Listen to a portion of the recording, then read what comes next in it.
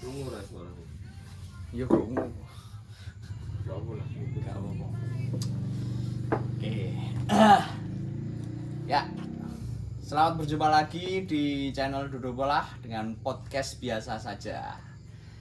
Bertemu dengan orang-orang biasa, semoga mendapat sesuatu yang luar biasa. Kali ini kita bersama Mas Sinten? Mas Bagus. Mas Bagus ini profesinya apa, Mas? Biasa saja. Oh, biasa saja.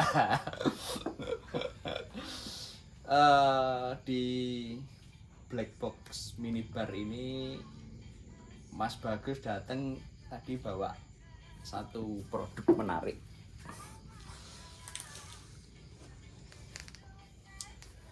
Nih, sambal pecel Mbah Marem. Nah, ini saya jadi penasaran tentang sambal ini dan apa-apanya saja. Ini kita mau cerita-cerita sedikit. Nah, mungkin Mas mulai dari singkat saja sejarah kenapa kok produknya bikin sambal lah. Nah ya, sebetulnya awal mula dari produksi sambal pecel ini ide dari istri. Ide dari istri. Karena istri sudah tidak beraktivitas di luar, hanya beraktivitas di rumah, maka mengefektifkan waktu yang ada di rumah dengan mencoba berwirausaha dengan produk sambal pecel. Sambal pecel. Ya. Awalnya sedikit, lama-lama jalan sampai sekarang. Sudah berapa lama? Sudah 3 tahun. 3 tahun. 3 tahun. Dulu awal-awal produksi berapa, Mas? Produksi tidak banyak, sebetulnya hanya untuk konsumsi sendiri, kemudian tangga kanan kiri, kemudian secara tidak langsung terbentuklah testimoni, akhirnya ada brand dan sebagainya. Mbah Marem. Oh, Mbah Marem. Berarti awalnya belum bikin merek brand itu belum? Belum. Setelah berapa lama? Jadi bikin brand itu setelah kurang lebih 6 bulan berproduksi. Apa itu penandanya? Kirim setelah ada kirim atau gimana? Ada permintaan dari keluarga, tapi tidak dari lokal Ngawi. Hanya saja keluarga tersebut itu sering bertemu, domisili Jakarta. Okay. Kemudian kok lama-lama kok kalau beliau mengatakan itu sambelmu ngangeni. Sambelmu ngangeni. Di sini ada tapi tidak seperti ini. Mungkin Pak Bude saya bilang begitu. Akhirnya sampai sekarang atau sejak saat itu ada inisiatif untuk membubuhkan brand di produk saya. Kebetulan namanya Mbah Marem. Sebetulnya Mbah Marem itu bukan siapa-siapa. Mbah Marem itu adalah ibu mertua saya. Ibu mertua. Iya. Jadi nama bekennya itu Mbah Marem. Mbah Marem itu apa? Dulu pedagang juga, bisnis atau? Kalau Mbah Marem sendiri itu sebetulnya pengrajin tempe. Ya. Salah satu makanan khas di Ngawi. Kebetulan di tempat saya juga tempat untuk memproduksi tempe. Oke, setelah 3 tahun sekarang produksi sampai berapa kilo, Mas? Aduh, kalau itu harian atau gimana produksinya? Jadi begini, untuk produksi saya itu kalau misalkan dikatakan terkait dengan skala atau kuantitinya, kalau untuk harian, kebutuhan harian lokal Ngawi, saya memproduksi itu sekitar 15 kilo per 2 hari. 15 kilo per 2 hari. Ya, itu yang untuk kebutuhan harian. Kemudian untuk lokal Ngawi juga, yang kebutuhan toko, itu saya produksi 2 minggu sekali dengan kuantiti 150 kemasan. 150 kemasan. 150 ini kemasan, ya. Kayak gini. Ya, minimal 150 kemasan. 2 minggu sekali. Ini berapa gram? Itu 200 gram. 200 gram kali berapa tadi, Mas? Kurang lebih 150. Ya. Berarti 30 kilo. 30 kilo. Kemudian untuk yang lain-lain yang mana itu sifatnya kondisional berdasarkan pesanan dari apa namanya para pelanggan baik dari Ngawi maupun dari luar Ngawi, itu kalau dibuat rata mungkin dalam 1 bulan sekitar kurang lebih 2 kuintal. 2 kintal. Biasa. Keren sekali. Sambal pecel. Ini harganya berapa segini? Itu HET di 14.000. 14.000 ya.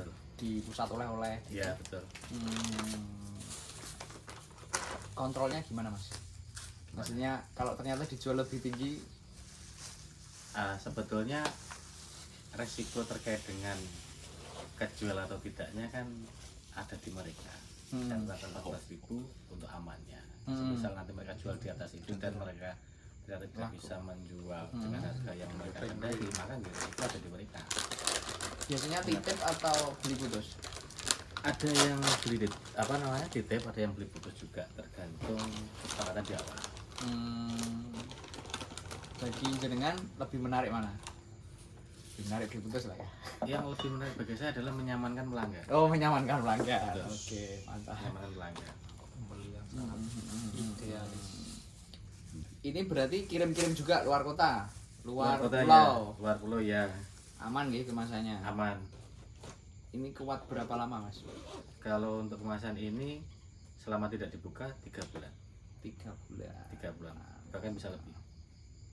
Kalau boleh tahu ada trik tertentu biar bisa kuat 3 bulan itu apa Mas?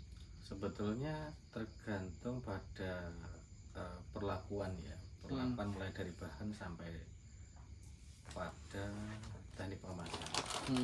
Selama itu kedap, seperti halnya produk-produk yang lain itu lebih cenderung lebih awet, Awet. meskipun tanpa pengawet. Kemudian kelebihan yang lain, kami memproses produk ini tanpa minyak. Tanpa minyak. Tanpa minyak. Kan biasanya kalau saya pernah tahu orang bikin bumbu sambel apa itu justru dikasih minyak biar awet.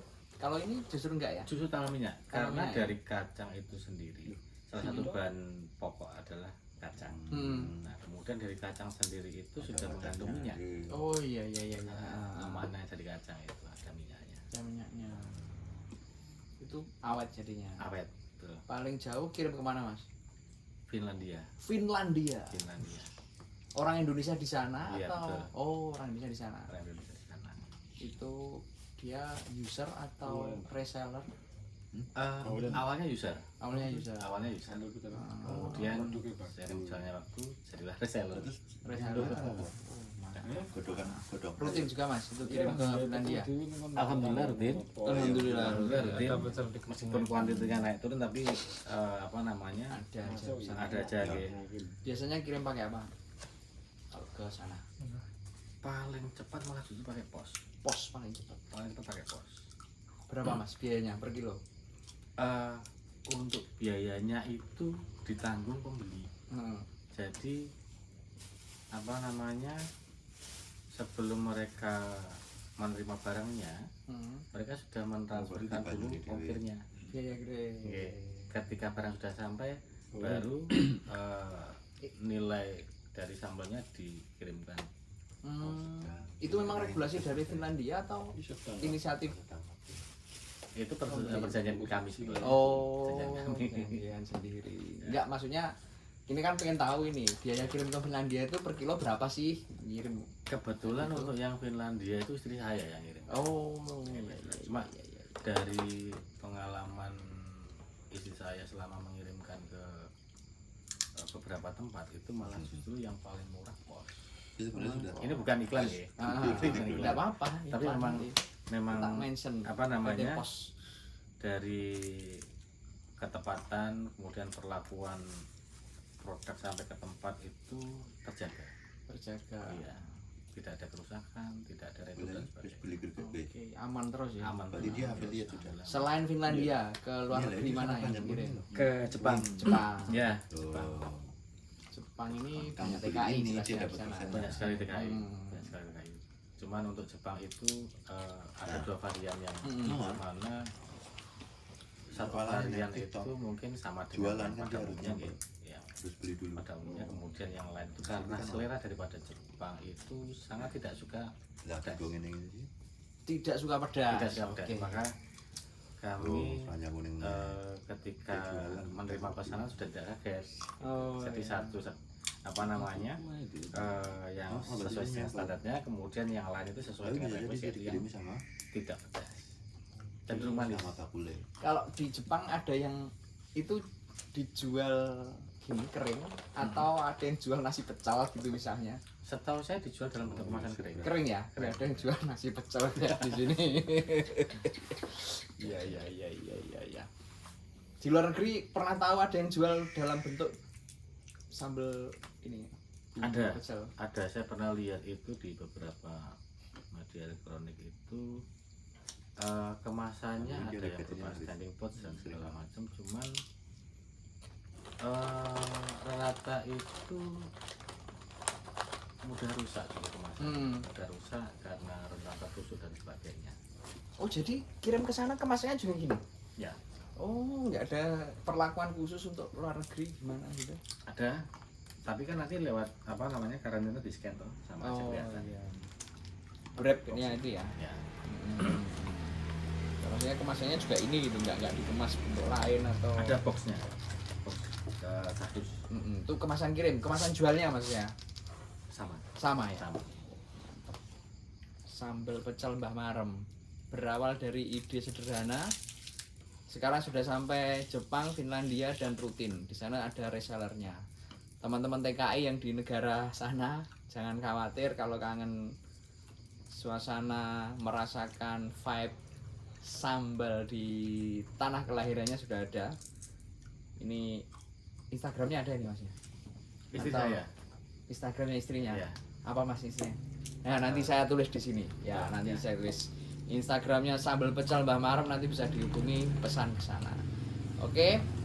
Sampai ketemu lagi di podcast biasa saja channel Dodo Bola berikutnya. Teman-teman ada cerita tentang bagaimana menikmati sambal pecel di luar negeri atau dimanapun ada yang menarik silakan tulis di komen. Ciao.